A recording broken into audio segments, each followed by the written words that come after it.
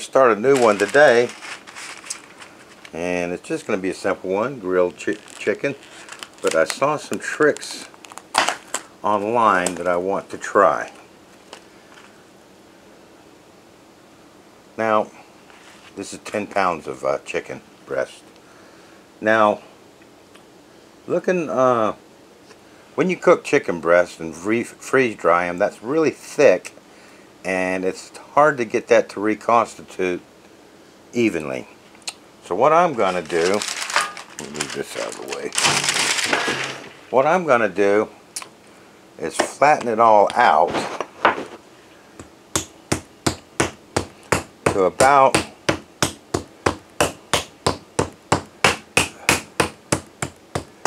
½ inch. And the idea being, this and another trick I'm going to do later on, I'm going to try, will make this more suitable, maybe, for reconstitution. We'll have to try it out. You know me, I'm always trying something. So I'm just smashing that, getting it all kind of even.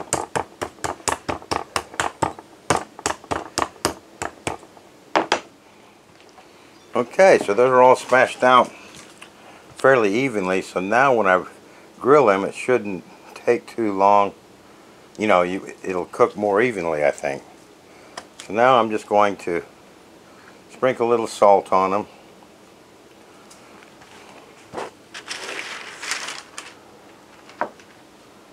And put them on my tray here.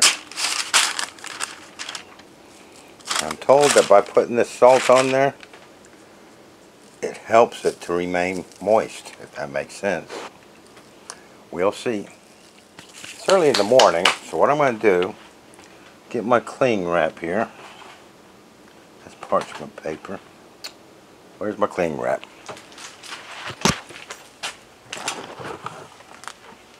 What I'm going to do is cover that and stick it in the refrigerator for several hours.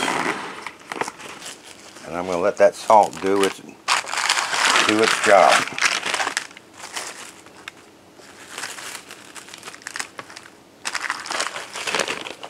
So, I'll see you in a few hours.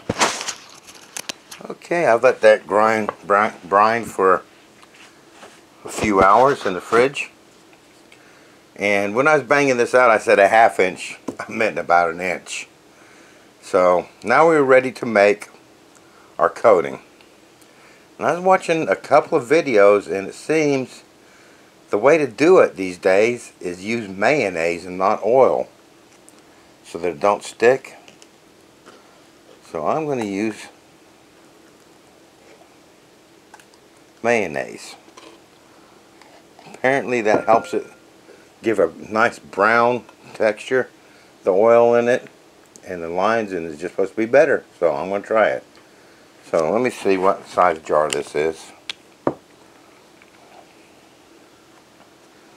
15 fluid ounces. So I used about half of that. So I don't know, you'd be safe at saying 8 fluid ounces, which is a cup. A cup of mayonnaise for that 10 pounds. We'll see if that's enough. Then I'm going to put, just for my seasoning, some black pepper in that. To taste. You would only put what you want in there. Just a little bit there. Just mix that up. I got my gloves for this, because it's pretty messy.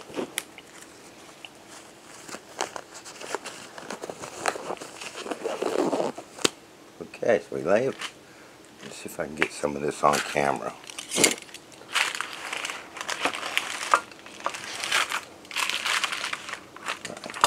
So I got my chicken breast here. It had the salt put on it. We're just going to put a dollop of mayonnaise on there and rub it in. All over the breast.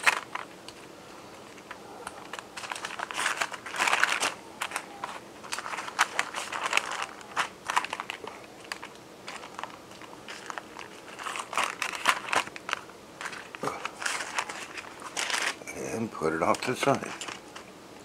We'll do that through all the breasts. Alright.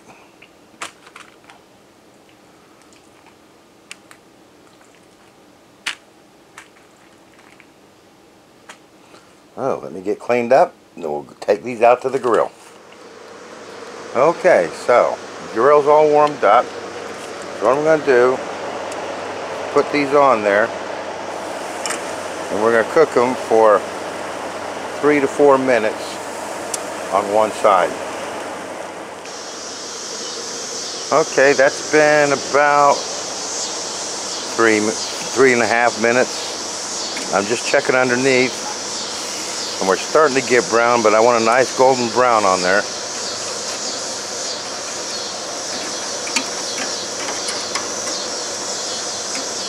So we're going to leave it a little bit longer before I flip them over. Okay, that's brown enough, I guess. Don't want to overcook them. Alright, now,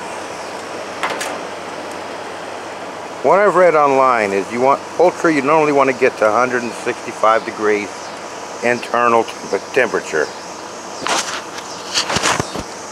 But what I read was for chicken, you can go to 155, and they had a chart, and if you hold it at 155 for 45 seconds, that's the same as bringing it up to 165 as far as making it safe to eat. So we're going to monitor the thick part of this, and when it gets to 155, we're going to call her good.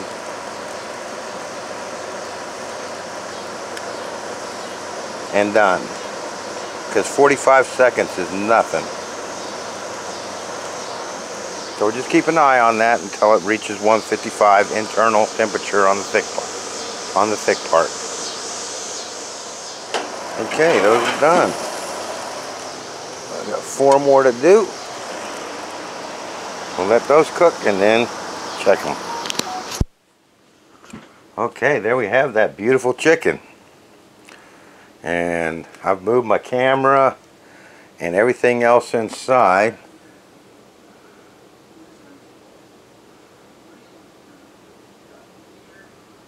So it's been way more than 45 seconds. And it's at 153. So I know I got the 45 seconds on that. So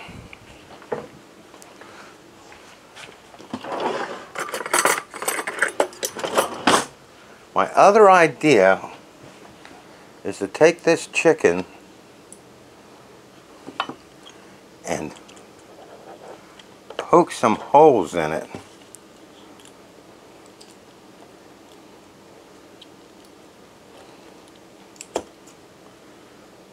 Idea being, when I go to rehydrate it, maybe that will help it soak up water. That's the plan anyway.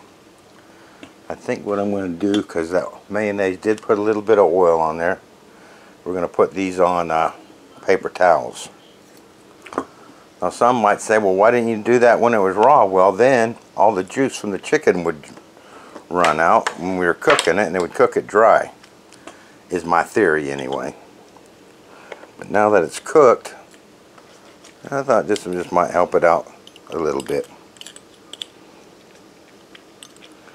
You know what they say, nothing ventured, nothing gained. Alright, I'll get those in the freezer, frozen solid. And before I put them in the freeze dryer, I'll put a paper towel on the top. Use one of my, see if I've got one readily available. Use one of my wire grates on top of the paper towel just to hold it all in place. But let's get them frozen first, and then we'll see you when they come out of the freeze dryer. Okay, so here we have it. One tray off to the side here, my last tray of that shipwreck stew. And then we got my chicken breasts here.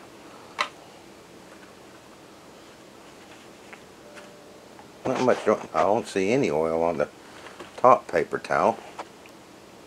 And my barbecue sauce. I did another tray of barbecue sauce for my breast. So So let's see if we can get these in these pouch bags, meal bags.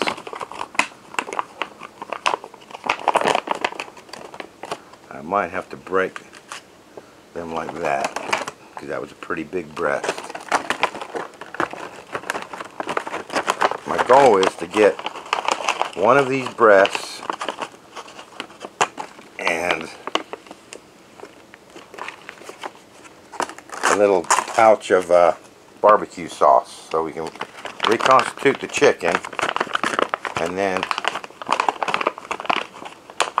reconstitute the barbecue sauce separately and pour it over the chicken to eat. Okay, let's get this out.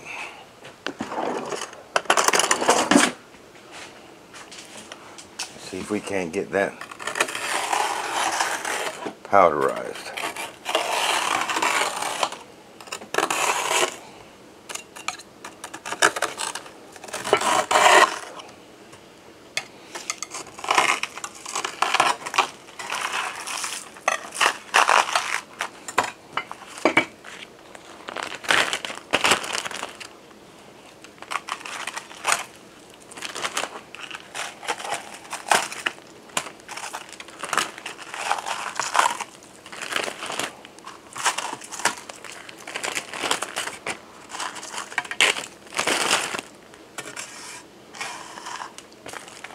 So, I've had a few people contact me, both in the groups and that, saying that their ketchup and stuff is coming out sticky. That's why I did another load, just to show you. Now, my freeze dryer probably said this was done at 20-something hours.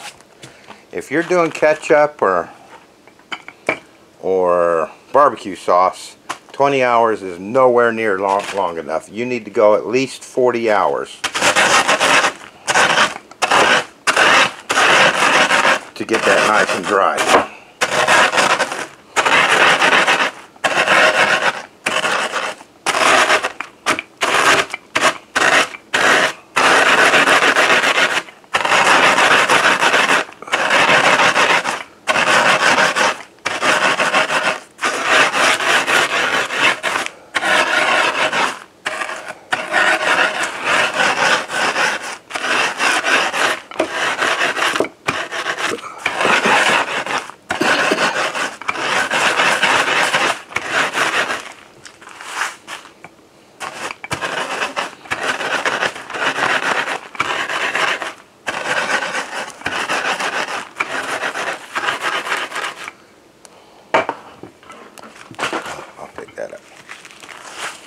And as you can see,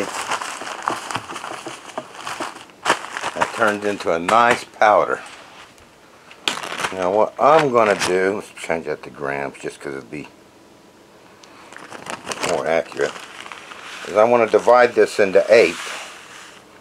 So I have one little pouch for each of my breasts.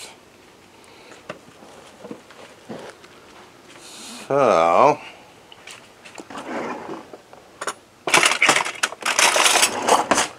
what did we end up with? It would be an awkward number. 177 grams, so 8 into 17 is 2 with 1 left over. 22 grams. So that'd be 77, 67, 57.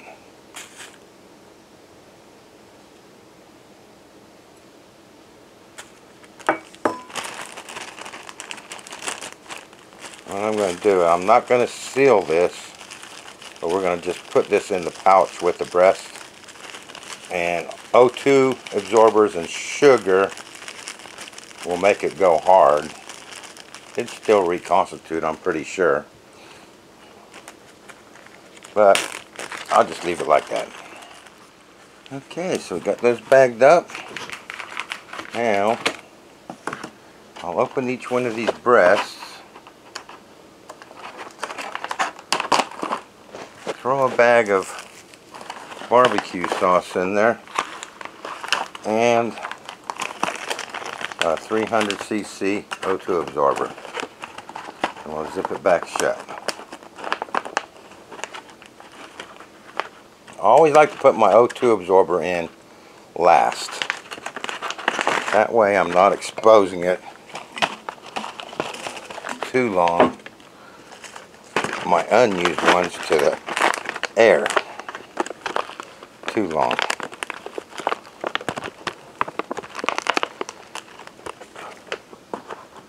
So that's why I ziplock everything shut, kind of get the air out of it, of the bag, while I bag everything up, and then I reopen them, throw in the O2 absorber. Alright, let's get these air sealed up and I'll do a taste test. Okay, so I got those all heat sealed up and put away. So we got a full chicken breast in here with some barbecue sauce and a 300cc O2 absorber. And I'm going to reconstitute it in the bag.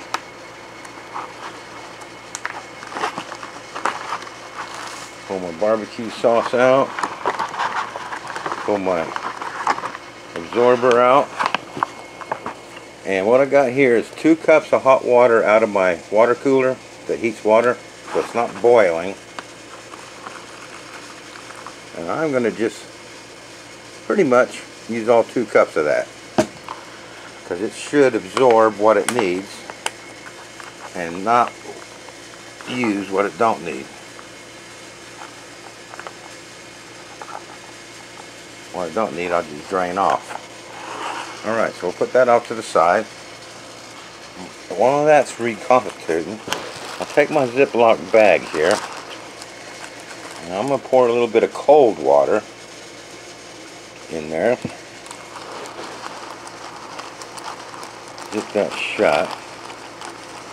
We're going to try and reconstitute this barbecue sauce. And this was Kraft. This wasn't Sweet Baby Ray's. I wanted to try a different brand. Make sure that it worked.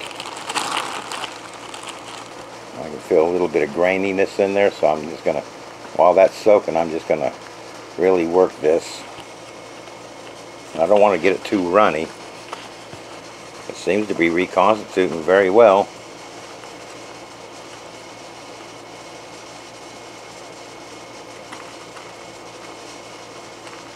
If I feel any grains, I just put some liquid on that and just rub it a little bit. Alright. I haven't timed that chicken breast. It hasn't been long. I wonder if it's ready. Maybe I'll wait 1 more minute. If you remember, I poked holes in that breast. I grilled it, and after I grilled it, I poked holes. I tried a meat tenderizer poker, but you know, for as much of a hassle as that was, it'd be just as easy to have a fork there. A fork and something to hold it down and poke it with a fork. Put some holes in that. And the thinking is, after that's freeze-dried, all those holes are still there, and they'll absorb water better into the center of the steak, or in this case, the breast. So, we're going to see if that made any difference at all. Alright, let's see. That's only been in there about, what, 3 minutes? Let's pour off this water. Let me show you what I'm doing here. So I'm going to pour this water off.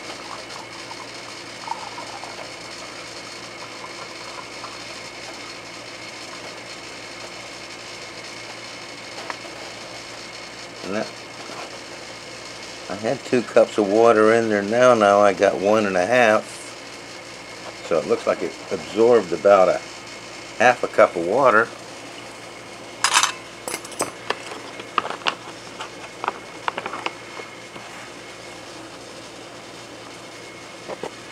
See if the other side's prettier. Yeah, it is. Because we gotta make a pretty thumbnail. I'm gonna take my barbecue sauce and pour that on there.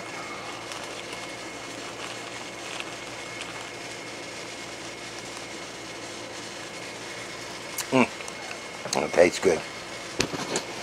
Do that little spread. That looks pretty good. Move this all out of the way so I'll make sure I can get a nice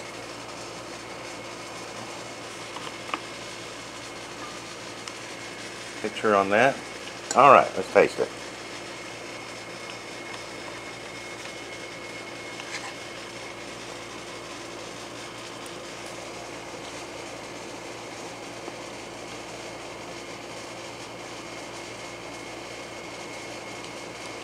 So I let that rehydrate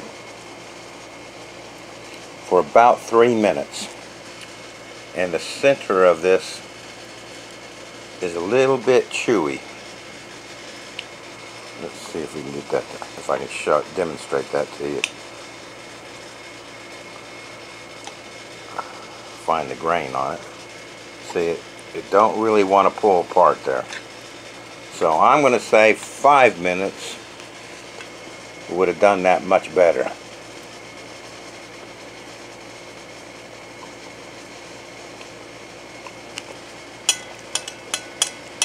With my meals that I do, I like to do meals that can be thrown together and prepared really quickly. And that is because in a SHTF situation, you might not have a lot of time to spend putting it in the refrigerator overnight or for hours. And then on top of that, you might not have a refrigerator because you might not have power.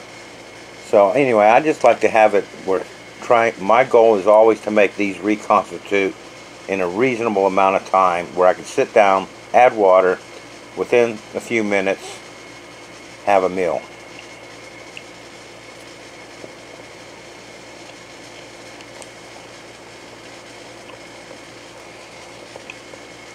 And as I'm sitting here talking to you, this is still, although I drained the water off, it's still getting a little bit better rehydrated. And I think if I'd left that in there and timed it for 5 minutes, that would have been perfect. Barbecue sauce. Like I say, this is Kraft. My video that I've done on barbecue sauce is with Sweet Baby Ray's. Came out perfect.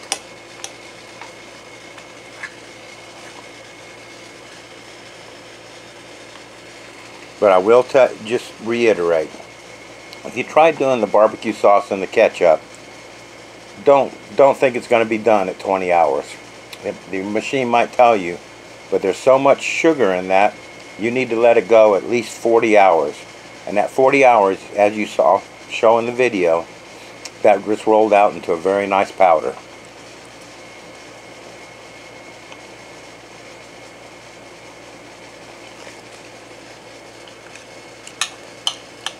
I've also had people say that it turns their oil black. Well, that's the vinegar in your sauces. So if you don't want black oil, if that worries you, then don't do it, because the vinegar is gonna do that to your oil. It filters out though. It might take a couple times to filter it back to totally blue, which is I use dairy lamb. But I don't think it hurts it that much. If I start getting the vacuum air, I'll just dump that and move on. But I've not really had any problem.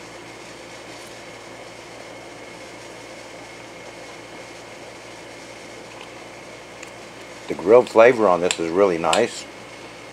I'm going to save that and make a sandwich out of that. There you have it. John and Bibbs grilled chicken, barbecue chicken. Hope you enjoyed the video, and I'll look forward to seeing you next time.